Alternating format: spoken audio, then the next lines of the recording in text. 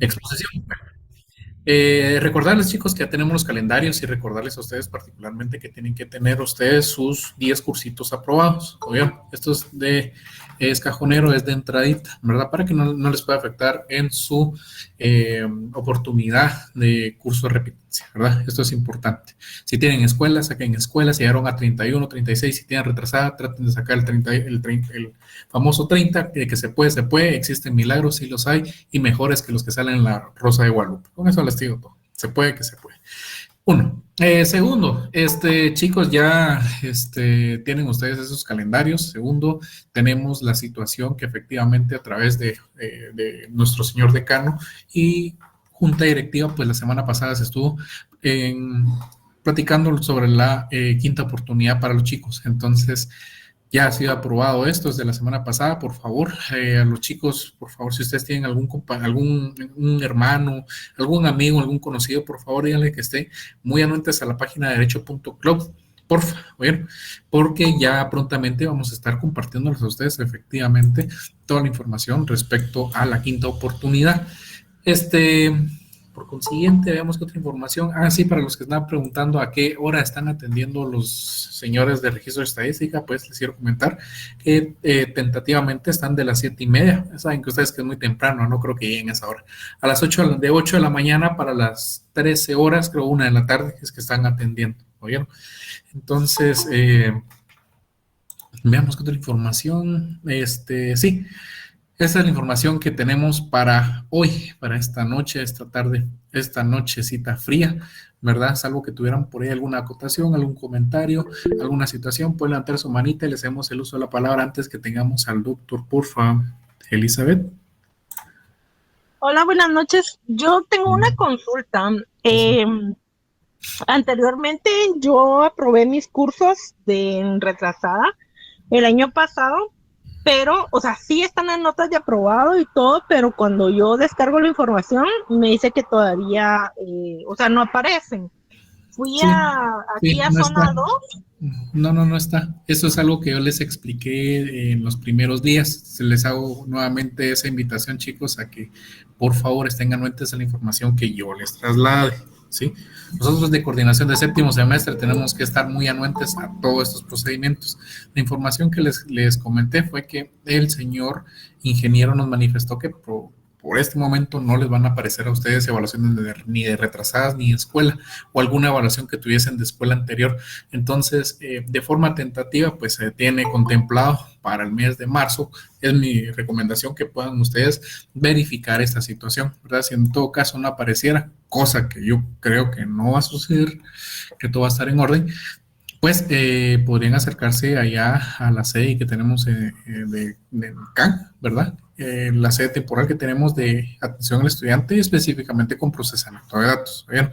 Por esa nota no se preocupen, porque en teoría tendrían que aparecer, por supuesto, toda vez si sus docentes titulares o los docentes auxiliares efectivamente, pues así ingresen las notas, ¿verdad? Entonces, por favor, eso es para responder a Elizabeth. No sé si tenemos alguna otra intervención, alguna acotación, algún temita, algo que antes tengamos al doctor. Y les decía, Guillermo, chicos, por favor, los que me estén escribiendo al teléfono, WhatsApp, no les voy a contestar, disculpen ustedes, pero yo siempre he sido así, me gusta acatar las directrices, las instrucciones que tenemos efectivamente de nuestras autoridades, entonces no les voy a estar contestando, únicamente el medio que tenemos de comunicación, creo que ya es de conocimiento general, ¿verdad? Que por ahí es que se les está trasladando toda la información respecto de carácter general o algunas cuestiones importantes de los semestres, ¿oyeron? Entonces tengan confianza de lo que se les está diciendo en virtud de que viene de junta directiva directamente y de nuestras autoridades de los altos cargos que se tienen. Entonces, por mi parte es lo que yo les puedo informar, les puedo trasladar a esta hora de la noche. Ya saben que ese no es un medio para andar, como dirían por ahí, hablando babosadas o subiendo babosadas. De repente alguna cosa pues muy simpática les he de subir de vez en cuando, no es de siempre. Pero bueno, no sé si habrá alguna otra acotación, alguna intervención, alguna otra pregunta. Les quisiera preguntar, chicos, si tenemos alguna dudita, pues por el momento la pueden hacer, salvo que ya tenemos al licenciado Guillermo Hernández en línea. Licenciado, muy buenas noches. El que hace una pregunta voy a hacer yo. Buenas noches, compañeros. Buenas noches. Es que se me están preguntando que ya ha dado usted hojas de trabajo, ¿verdad que todavía no hemos extendido No, ningún material? nosotros no tenemos nada de eso.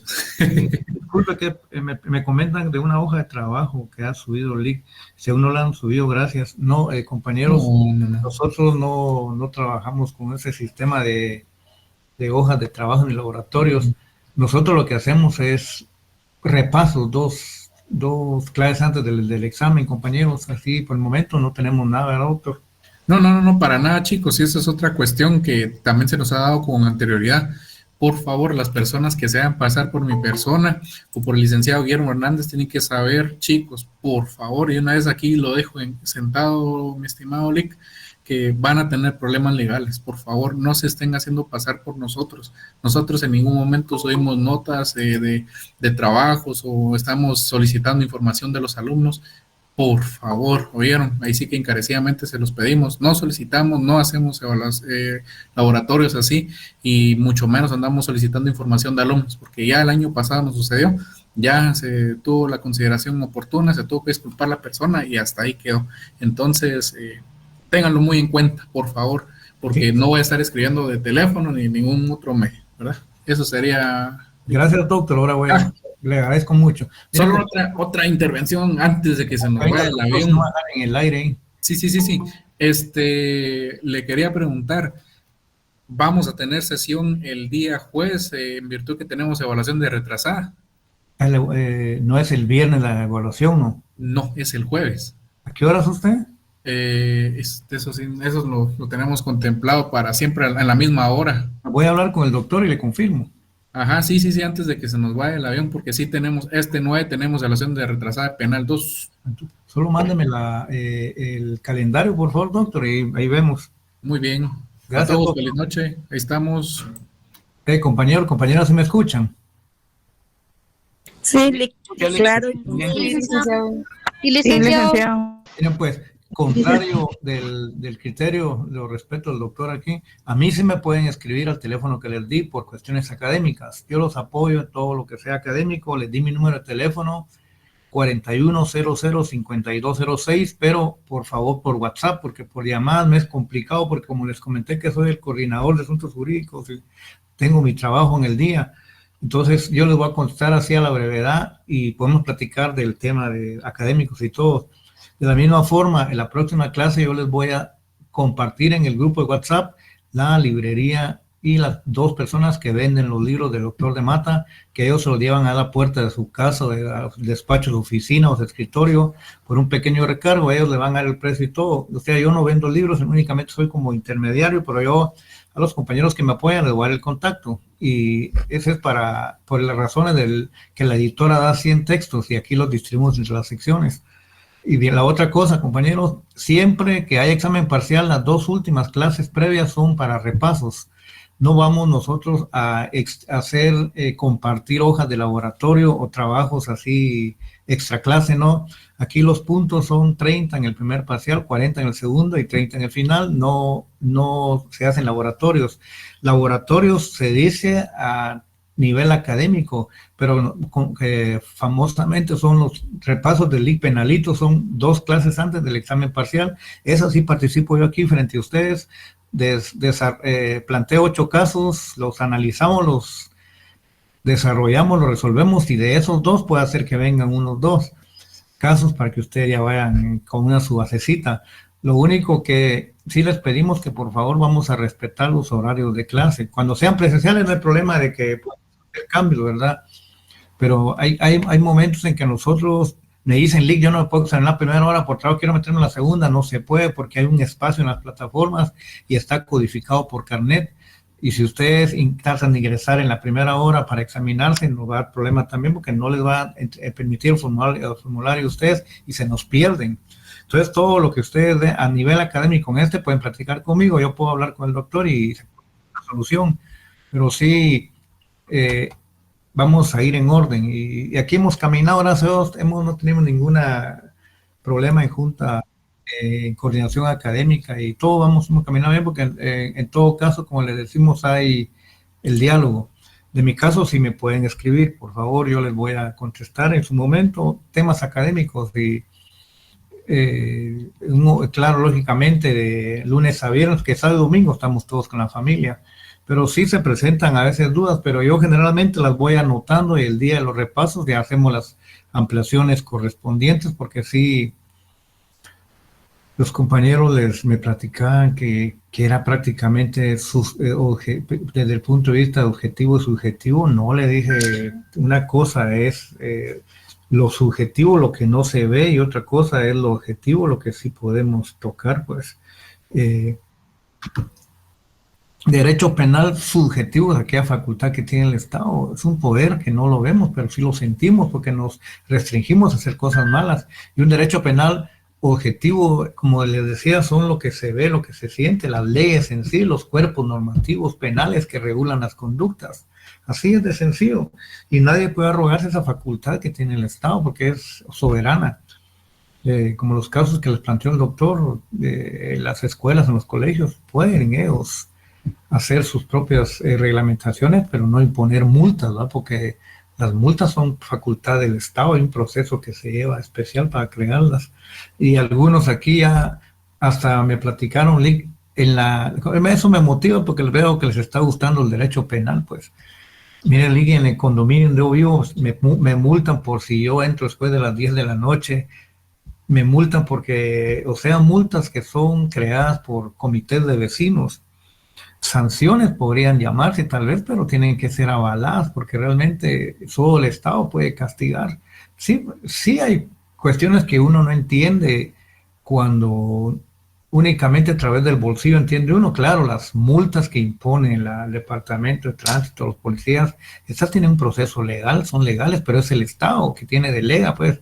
O sea, los particulares, en conclusión, no podemos nosotros imponer castigos que están contemplados. Cuando ustedes vean al final del curso, aquí están de las penas y medidas de seguridad. Compañeros, ahorita estamos estudiando del derecho penal, posteriormente vamos a ver de la ley penal. Este curso de penal 1 es muy bonito, compañeros.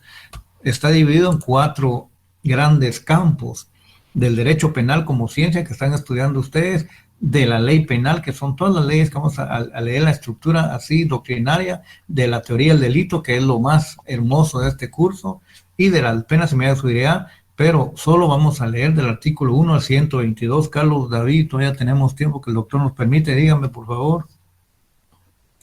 ¿Qué tal? Buenas noches, licenciado. Solo con una consulta, ¿será que sí es válido la penalización o multas que impone algún tipo de bancos con respecto a que uno tenga un atraso o algo así? Vamos a que como ellos... Es que esas no son multas, sino son convenios civiles que uno ha hecho cuando presta. Son intereses, pues, moratorios. Ellos nunca dicen multas, ellos dicen intereses y cargos moratorios. Lo saben disfrazar bien, ¿va? Voy a hacer una aclaración también. Cuando me escriban al WhatsApp, yo soy licenciado todavía, y quizá la maestría. El catedrático del curso, ustedes sí es doctor en Derecho. Yo por eso cuando referimos a él decimos doctor Francisco de Mata Vela. Yo sí soy únicamente todavía, me pueden decir Lico, penalito, como ustedes les gusten, pero mira, Carlos David López, lo que pasa es que esos son que los famosos que le llaman cargos escondidos, ¿verdad? Y no tengo nada contra las instituciones bancarias, si alguno de ustedes compañeros trabajan en el sistema bancario, sino lo que pasa es que uno generalmente por la ilusión de tener una tarjeta de crédito, tener un préstamo y todo acepta, pero al final cuando usted se atrasa, no le van a decir es multa, sino son cargos moratorios, pero ya son temas eminentemente económicos.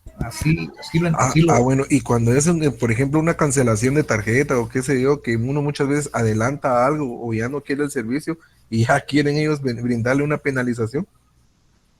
Como le digo, no es que a usted lo lleven a un proceso penal, lo presenten ante un juez y le impute el Ministerio Público un ilícito, un delito, sino son más que todo orientados desde un punto de vista económico. Y es bonito, miren, lo que pasa es que uno debe tener disciplina y cordura y buen manejo de las cuentas, porque los bancos lo apoyan a uno. Dicen que les puedo decir que hasta yo también he participado en ese tema de crédito y todo, pero ahí vamos. Compañeros, por favor, cuando el doctor de Mata esté exponiendo en la clase, vamos por favor a silenciar los micrófonos y nosotros las cámaras para que el doctor exponga su cátedra. Entonces, en el camino vamos a ir ordenando. Compañeros, por favor, doctor, está usted en el No hay tiempo. problema, deje. Dejamos en el. Muchas gracias, señor Hernández. Vamos a continuar con el desarrollo de nuestro programa, estimados compañeros, estimadas compañeras, en atención a la agenda que se les envió. Teníamos especialmente dos temas para el día de hoy. Lo relativo a la evolución histórica del derecho penal y luego las escuelas penales. Les comentaba a los compañeros en la sección anterior que pues regularmente cuando uno ve nombres así como evolución histórica o como historia de tal disciplina, pues a veces uno no le pone mucha atención y dice, la historia no mucho me interesa. Pero les comentaba que aquí en derecho penal esto es totalmente diferente. Aquí, si ustedes quieren entender exactamente lo que está pasando en este momento en el derecho penal moderno, en el derecho penal contemporáneo, tienen que estar claros en la apasionante evolución histórica que ha tenido el derecho penal. Porque es importante advertir que la historia del derecho, la evolución histórica del derecho penal, se identifica con la misma evolución histórica de la sociedad, pues como así como ha evolucionado la humanidad, ha evolucionado el derecho penal. De tal manera, pues, que vamos a ver, por ejemplo, que los autores regularmente, pues, han decidido dividir la evolución histórica del derecho penal en etapas. Pues para hacerlo pues más rápido y que pueda de alguna manera tener una concepción más clara de parte de quien oye por primera vez ese tipo de análisis. Entonces ellos hablan de época de la venganza privada, época de la venganza divina, época de la venganza pública, periodo humanitario, etapa científica del derecho penal, hasta llegar al derecho penal moderno y contemporáneo actualmente. Ahora van a ver ustedes qué interesante es, por ejemplo, la primera, cuando hablamos de la evolución histórica del derecho penal, esa primera etapa, la primera época, que se le denomina en los textos época de la venganza privada. Ahí vamos a ver las primeras manifestaciones que se dieron del derecho penal en la evolución histórica de la sociedad misma.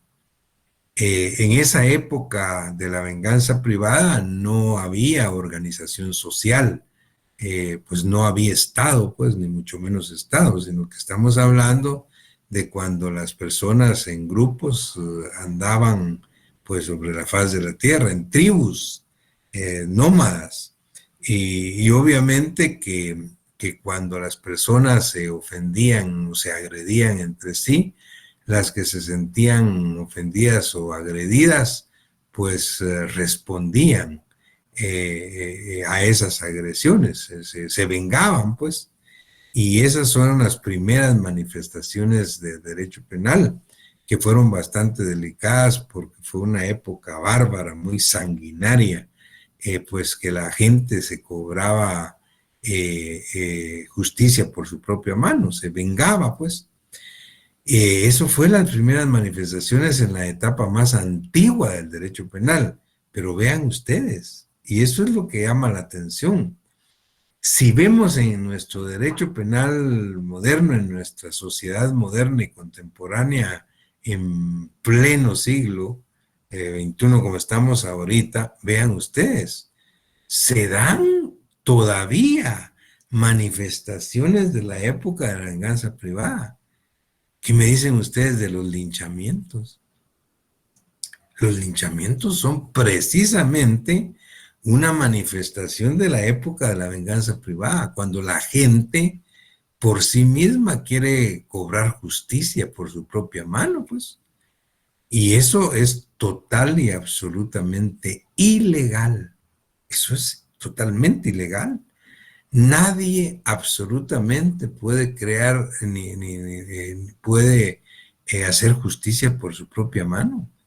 El ius puniendi, ustedes ya saben que es potestad absoluta del Estado. El ius puniendi, el derecho de castigar, es una facultad, es un derecho, es un atributo propio de la soberanía de los estados. Ninguna persona, ni individual ni jurídica, nadie puede cobrarse justicia por propia mano. Pero vean qué interesante, porque esa fue la primera manifestación de la época antigua, antiquísima de derecho penal, que era una época, pues, denominada época de la venganza privada o época bárbara del derecho penal, porque, pues, eso de cobrarse justicia por propia mano o de vengarse de lo que otro le había hecho a una persona o a un grupo de personas, tenía una reacción y se mantenían obviamente en situaciones conflictivas, pues, bastante sanguinarias.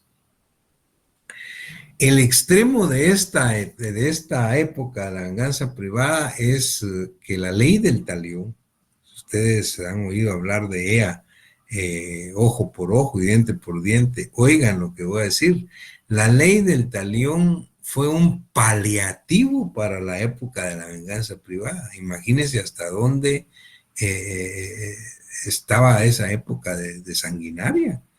Entonces la ley del talión se aplicó y decía, no, solo ojo por ojo, solo diente por diente, no más allá. Imagínense, la ley del talión paliativo. De tal manera, pues, que eso es, o así principia a manifestarse, pues, lo que ahora conocemos como derecho penal. Luego, pues, al final también en esa misma etapa, pues, se dio a veces lo que se denominaba la composición, que era a través de la cual, pues, el ofensor o su familia, entregaban al ofendido los suyos, pues, cierta cantidad de bienes, todo por lo que habían hecho. Esa fue, digamos, una primera época en la etapa, en la evolución del derecho penal. Luego, una segunda que se le denomina época de la venganza divina.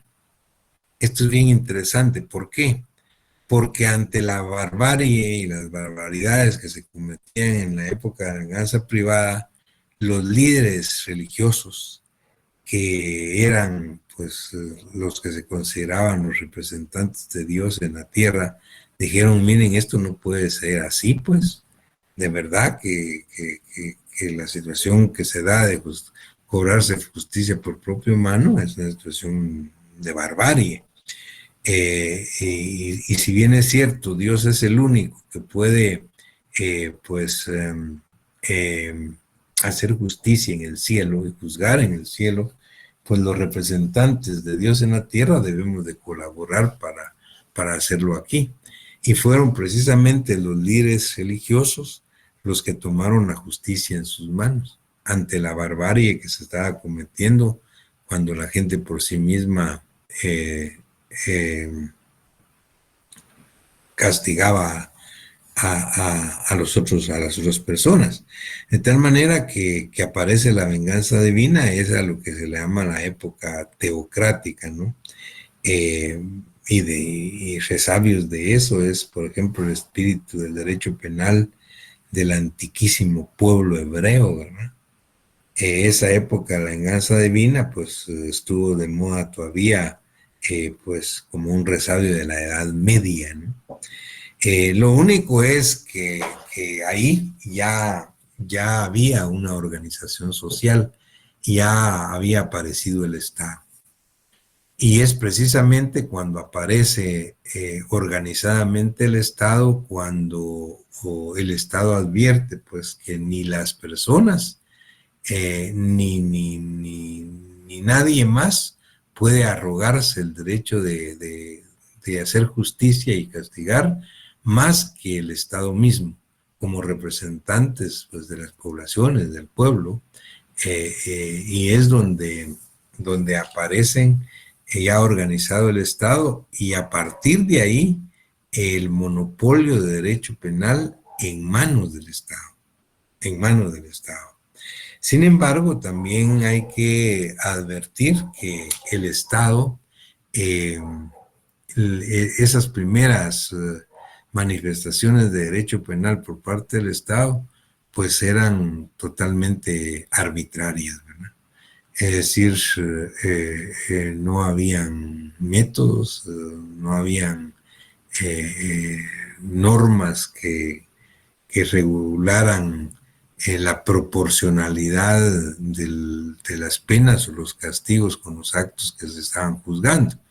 De tal manera que el derecho penal y las mismas penas se impartían de manera totalmente arbitraria, al extremo que en aquella época de la venganza pública, por eso se le llamó así, época de la venganza pública, porque era ya el Estado el que tenía el derecho penal, pero pues se aplicaba pues de manera totalmente autocrática. Les decía, se castigaban conductas que hoy no son ni siquiera delictivas, pero en ese momento se castigaba con penas, las penas más severas. Por ejemplo, se aplicaba la pena de muerte a través del despeñamiento, de la horca, por el delito de magia, por ejemplo, o de hechicería, que hoy no son conductas ni siquiera delictivas. Y en ese momento, pues por ese tipo de conductas se aplicaba la pena de muerte. De tal manera que esa época de la venganza pública, pues que se da especialmente del siglo XV al siglo XVIII, pues es una época totalmente también bastante bárbara y sanguinaria. Es precisamente a raíz de eso que principia a nacer una corriente en Europa, especialmente en Francia, denominada el iluminismo. El iluminismo con filósofos de aquel entonces como Montesquieu, Voltaire, Rousseau, por ejemplo, y todos estos personajes que fueron los que con los que hicieron la corriente iluminista, que fueron la base o el preámbulo de la Revolución Francesa. Pero también lo más importante acá es en el periodo denominado humanitario, es que aparece el libro, el primer libro escrito por César Bonesana. César Bonesana, llamado El Marqués de Beccaria, y escribe un libro que se llama De los delitos y de las penas, un libro pequeñito, todavía anda por ahí. Miren qué importante es, pues ustedes lo pueden analizar y leer. César Bonesana lo escribe cuando todavía no había cumplido él ni siquiera 25 años. Era un marqués, el Marqués de Beccaria, muy obviamente comprometido con todos los temas de la justicia, y escribe ese su primer libro, que en el periodo humanitario pues se consideró el principio de la etapa científica del derecho penal, porque el libro que César Bonesana escribe de los delitos y de las penas prácticamente es un alegato contra la arbitrariedad del Estado en la imposición de las penas. Penas muy severas, castigos muy duros para pues conductas que no eran tan graves, decía yo, como pues ahora, pues en ese momento se consideraban gravísimas: la hechicería, la magia, por ejemplo. Pero pues los métodos que se utilizaban, digamos, para conseguir la confesión de los imputados eran métodos bárbaros, pues como las torturas y ese tipo de tormentos a que sometían a los reos, a las personas. De tal manera que así es como nace el periodo humanitario, por ahí por el siglo XVIII. Y ese periodo humanitario del derecho penal es el que abre las puertas a la etapa científica del derecho penal.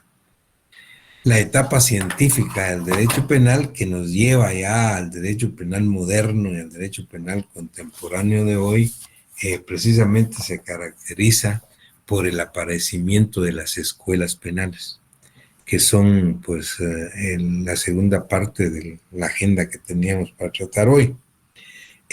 Las escuelas del derecho penal. Y les pues comentaba a los compañeros en la otra sección que cuando hablamos de escuelas del derecho penal, por supuesto que no estamos pensando en edificios o en construcciones, ¿no? Las escuelas ¿qué son las escuelas de derecho penal?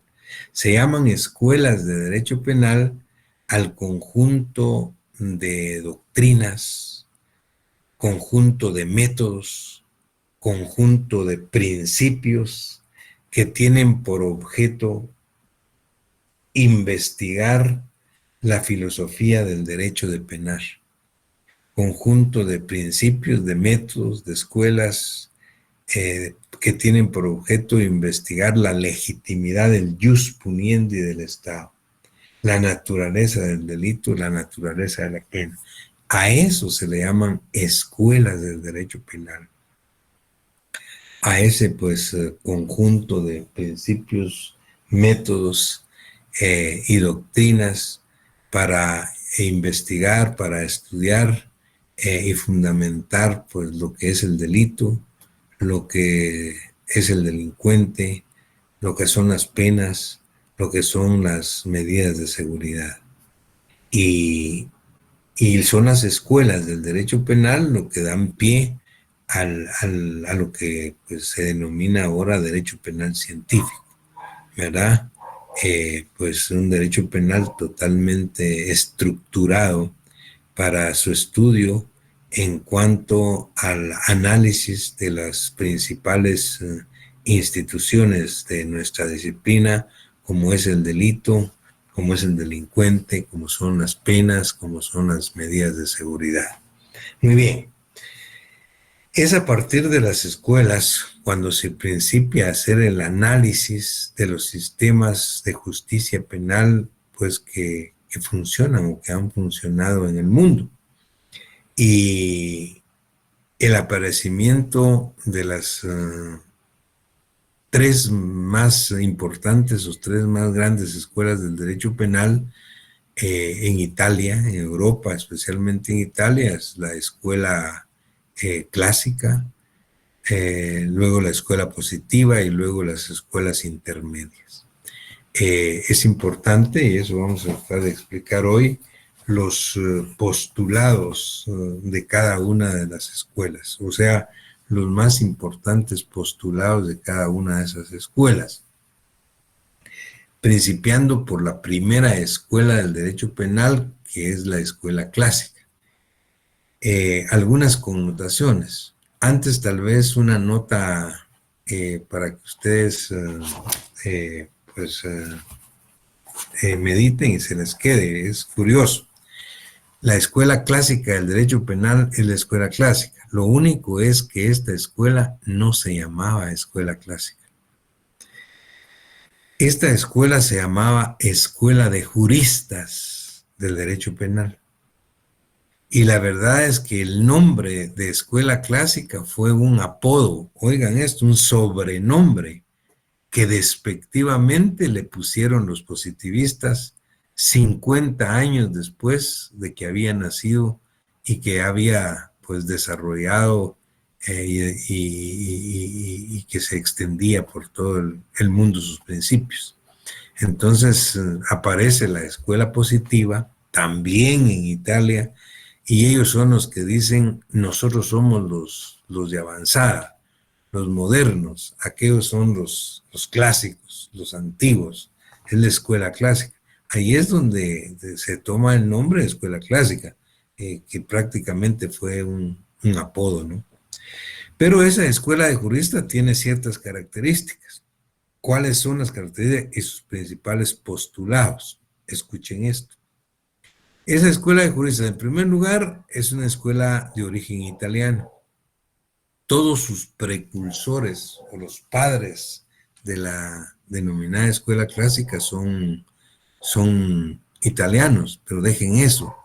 Todos son abogados, todos eran abogados, todos eran juristas. Y por eso se llamaba escuela de juristas. Pues entre ellos Gian Domenico Romagnosi, Luigi Lucchini, Pesina, Carminiani, que fue el maestro del denominado padre de la escuela clásica del derecho penal, que fue Francesco Carrara. Todos, pues como les decía, abogados italianos que sentaron las bases de esa primera escuela. ¿Cuáles eran sus postulados? ¿Qué pensaba esta escuela con respecto al derecho penal, por ejemplo? Ellos decían, escuela clásica, que el derecho penal era una ciencia eminentemente jurídica. Era una ciencia eminentemente jurídica, compuesta por una serie de normas jurídico-penales para regular la conducta de los ciudadanos en la sociedad. Y siendo pues para ellos una ciencia eminentemente jurídica, había que estudiarla con el método propio para estudiar las ciencias jurídicas. ¿Cuál es el método propio para el estudio de las ciencias jurídicas?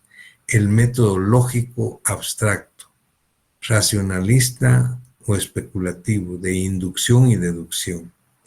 Ese era el método que utilizaban los clásicos para estudiar el derecho penal como ciencia jurídica.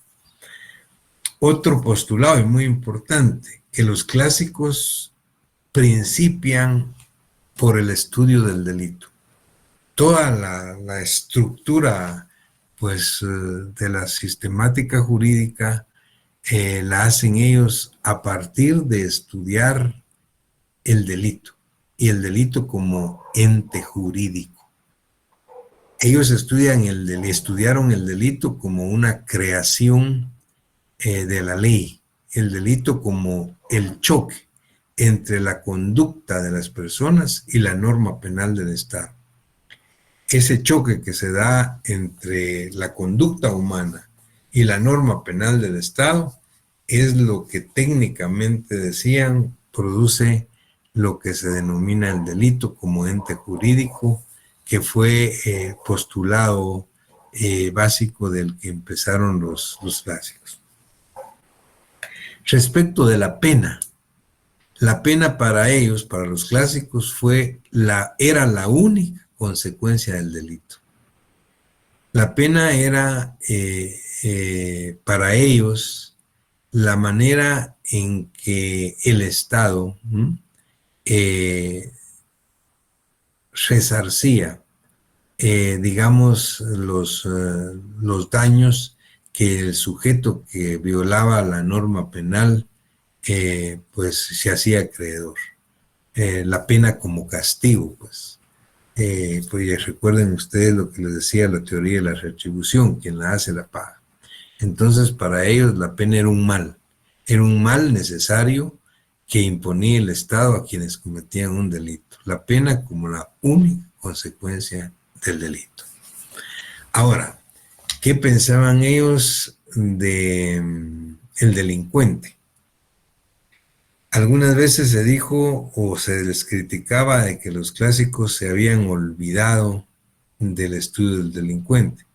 Y todo porque los positivistas, vamos a ver, los positivistas principiaron a estudiar el derecho penal a partir no del delito, sino del delincuente, y le pusieron mucha atención. En contrario senso, los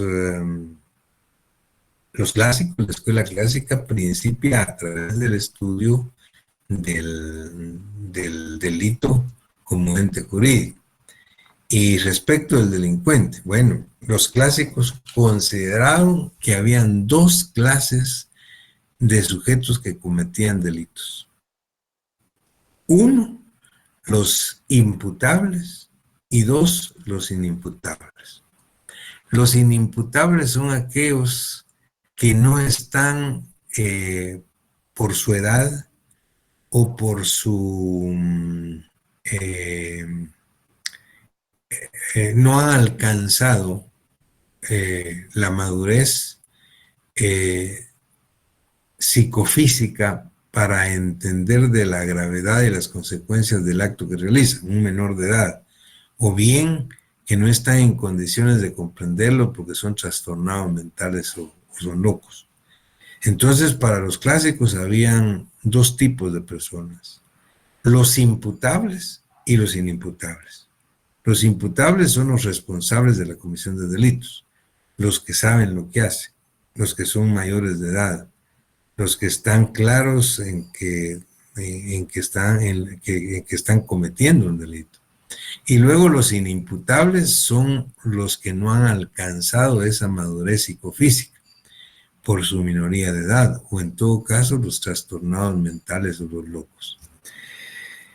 Ese postulado de la escuela clásica, vean, de aquel entonces, de hace siglos, todavía lo mantiene vigente el artículo 23 del Código Penal de Guatemala. Si ustedes leen el artículo 23 del Código Penal guatemalteco, dice que son inimputables, o sea, que no tienen responsabilidad penal, que están fuera del derecho penal los menores de edad. Y ve, dice, los que en el momento de la comisión del delito estén sufriendo un trastorno mental transitorio, siempre que no haya sido buscado de propósito. Es decir, para la legislación penal de Guatemala hay personas que son imputables y personas que son inimputables. Era lo que decía el postulado de la escuela clásica del derecho penal. Vean qué interesante entonces algunos los postulados de los clásicos. Muy bien. Una vez que los clásicos habían sentado y desarrollado estos postulados, extendieron el conocimiento de la ciencia del derecho penal en toda Europa y por supuesto en América. Y vean qué interesante. 50 años más o menos tenía la escuela clásica, la escuela de juristas, cuando nace, cuando aparece, oiga, también en Italia, una nueva corriente de pensamiento científico que se denominó escuela positiva del derecho penal. Y esa escuela positiva también, sus precursores eran eminentemente italianos, pero a diferencia de los clásicos, ellos no todos eran abogados. Los precursores de la escuela positiva eran de diferentes disciplinas, de tal manera que a quienes se les denomina padres de la escuela positiva. Si vemos, se le denomina así a César Lombroso, a Enrico Ferri, a Rafael Garófalo. Pero ¿quién es cada uno de ellos? César Lombroso era médico y antropólogo. Médico y antropólogo. Y César Lombroso fue el creador de la famosa teoría lombrosiana. Obviamente, también excuso decirles que los postulados de los positivistas fueron radicalmente distintos a los postulados de los clásicos. Por ejemplo, los clásicos dijeron que el derecho penal era una ciencia eminentemente jurídica. Los positivistas dijeron no. El derecho penal no es y no debe estudiarse como una ciencia eminentemente jurídica. El derecho penal debe estudiarse como una ciencia natural, al igual que se estudia la física, al igual que se estudia la química, al igual que se estudia la medicina. Es una ciencia natural. Fíjense, radicalmente distinto. Los clásicos que decían que el derecho penal era una ciencia eminentemente jurídica lo estudiaban con un método lógico abstracto, con un método de inducción o deducción, de análisis y síntesis. Contrario sensu, los positivistas que dijeron que el derecho penal debía estudiarse como una ciencia, como parte de las ciencias naturales, lo hicieron a través de un método de observación experimental, que es el método propio para estudiar las ciencias naturales, como la física y la química. De tal manera, pues, que en atención a esto es que el método lombrosiano, César Lombroso dice haber hecho un análisis de 5 o 10 mil delincuentes y haber encontrado en todos ciertas características, algunas físicas, por ejemplo, mente fugitiva, ojos saltados, pómulos saltados, mentón de tal forma, y él dijo, todas estas características que encontré yo después de haber estudiado experimentalmente a más de 5 o 10 mil delincuentes, de tal manera que el sujeto, la persona que nazca con estas características, es un delincuente nato. Y esa es la teoría del delincuente nato de César Lombroso. Pero si vemos a Enrico Ferri, que era catedrático sociólogo, pues también abogado, pero él como sociólogo hacía análisis desde el punto de vista de la sociología, haciendo análisis de observación experimental, y decía, por ejemplo, es decir, está comprobado que en el momento en que cambia de estación de frío a verano, se elevan los delitos. Se puede comprobar que en las regiones de clima cálido, hay mucho más delitos sexuales que en los de clima frío. Y empiezan a hacer análisis de esa naturaleza. Claro, pero era un sociólogo. Pero tenemos también a Rafael Garófalo. Él era un abogado, profesor, magistrado, pues jurista, era magistrado eminente. Y de tal manera que los positivistas eran multidisciplinarios. Y los positivistas no partieron para construir toda la estructura del derecho penal, no partieron del delito, de estudiar el delito como ente jurídico. Ellos partieron de estudiar al que comete el delito, partieron de estudiar al delincuente. Partieron de estudiar al delincuente. Y para ellos el delito como tal no era un fenómeno jurídico como los clásicos. El delito lo consideraban como un fenómeno natural, como un fenómeno social. ¿Y qué pasó con la pena? Bueno, para la pena, ellos decían, la pena no es cierto lo que dicen los clásicos que sea la única consecuencia del delito. Porque la pena como castigo no rehabilita, no reforma, no reeduca, no cura. Y la mayoría de delincuentes que nosotros hemos estudiado, advertimos que necesitan para rehabilitarse de reeducación, de reformas, de remedios. Entonces, la pena no es cierto que sea la única consecuencia de ello. Ellos crearon lo que se llaman las medidas de seguridad. Y con las medidas de seguridad ellos creían que podían prevenir la comisión de delitos y rehabilitar al delincuente. O sea, los clásicos entonces tenían con respecto no solo la pena, sino las medidas de seguridad. Y los positivistas, perdón. ¿Qué pensaban los positivistas del delincuente? Bueno, los clásicos dijeron que en cuanto al delincuente, que habían personas imputables y habían personas inimputables. En cambio, los positivistas dijeron no. Para nosotros, los positivistas, todos los seres humanos son imputables.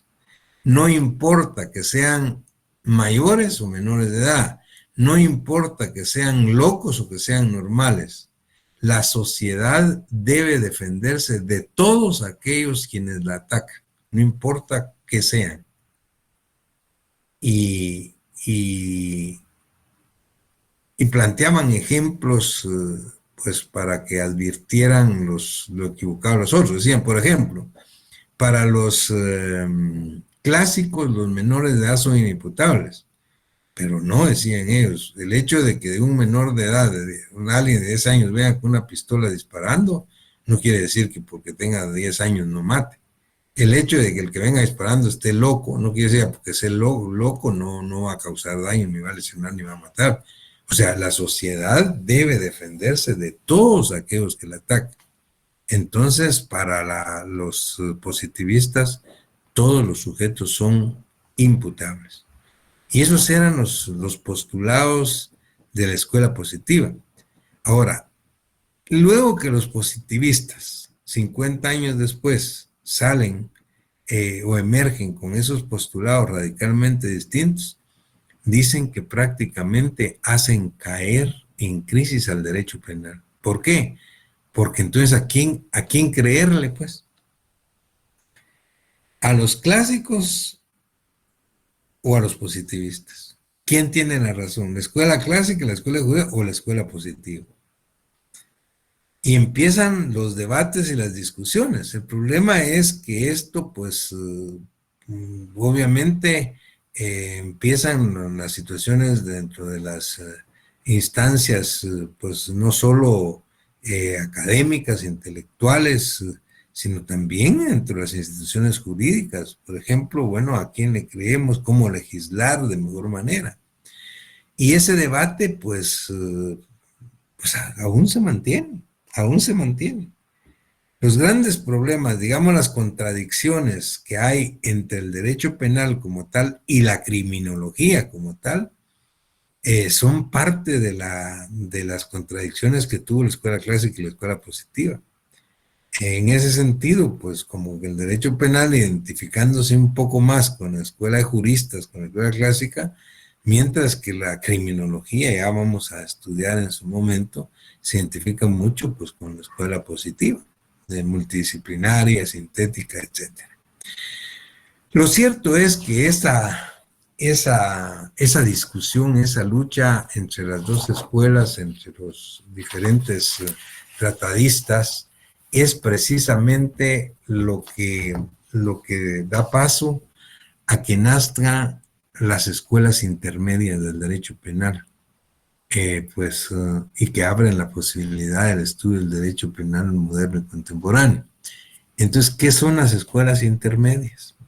Las escuelas intermedias son aquellas que toman postulados, criterios, tanto de la escuela clásica como de la escuela positiva, y empiezan a hacer análisis, pues, y toman para sí, digamos, lo que les creen es más conveniente cada una de las escuelas.